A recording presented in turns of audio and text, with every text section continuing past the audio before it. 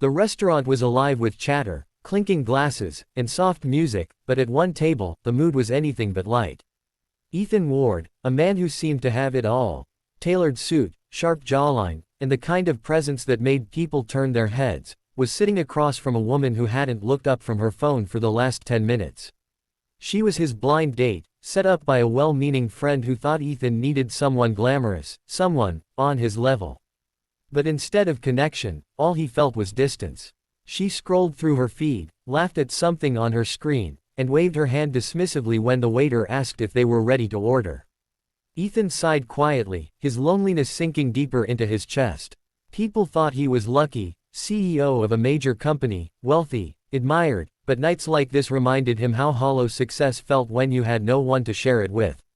"Look, Ethan," his date finally said, glancing at her watch, "you seem nice, but this really isn't working for me. Honestly, I thought you'd be more fun. Maybe we should just call it a night." He nodded politely, grateful for the honesty, but her tone stung. She left in a hurry, heels clicking sharply across the floor. He sat alone, awkwardly finishing his glass of water, trying to mask the wave of embarrassment that followed. That's when someone approached his table. It wasn't who he expected. "Hey," a soft voice said. "Are you okay?" Ethan looked up to see a woman in a simple waitress uniform. She wasn't wearing expensive makeup or a designer dress. Her hair was pulled into a messy bun, and a tired but genuine smile lit her face. She carried a tray tucked under one arm, but her eyes were kind, concerned. "I'm fine," Ethan said automatically. "You don't look fine," she replied, pulling out the empty chair across from him before he could protest. "Bad date." He blinked, a little surprised at her boldness, but then, maybe for the first time in a long time, he laughed. "Yeah, you could say that." She chuckled too. "Happens to the best of us." Her name was Lily. She was a single mom, though she didn't mention it right away. She worked double shifts at the restaurant and cleaned offices at night just to make ends meet. But what Ethan noticed wasn't her exhaustion, it was her warmth. She didn't look at him like a man defined by his bank account. She looked at him like a person who deserved kindness. When his date stormed out earlier, the whole room noticed. Lily had seen the flicker of pain in his eyes, and something inside her compelled her to act. She didn't want him to leave feeling humiliated. So, she walked him out. The night air was cool, and for some reason, Ethan didn't want the moment to end. He found himself asking questions: where she grew up, what she liked to do, her favorite books. And she, surprised by his genuine interest, opened up a little. She talked about her son, Mason, a bright-eyed boy who loved dinosaurs and asked too many questions at bedtime. She admitted she struggled, but she didn't say it with bitterness, she said it with determination. Ethan listened, captivated. He wasn't used to conversations that weren't about profit margins, investments, or board meetings. With Lily, everything felt real. Over the next few weeks, Ethan found excuses to visit the restaurant. Sometimes he ordered coffee he didn't even drink, just to see her smile.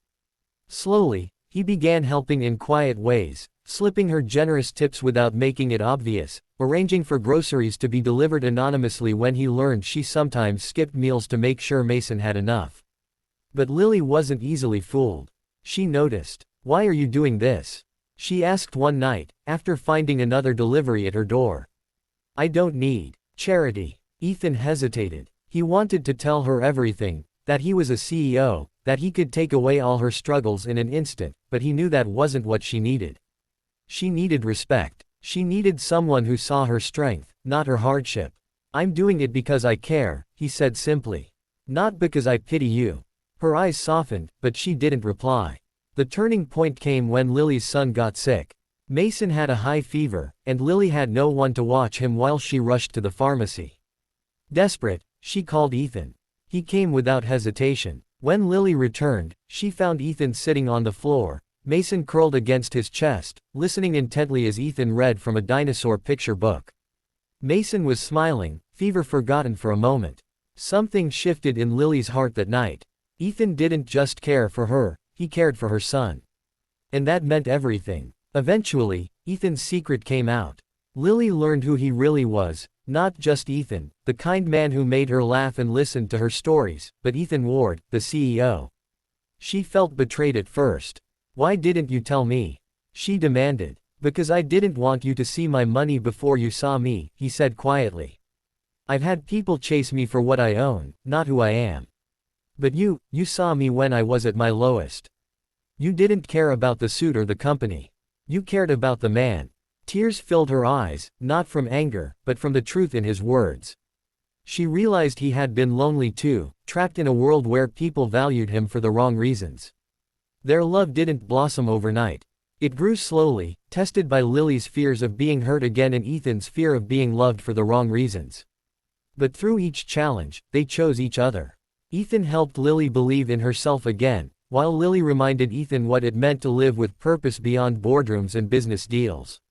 Months later, in a small backyard surrounded by fairy lights and laughter, Ethan knelt in front of Lily. Mason stood proudly beside him, holding the ring box.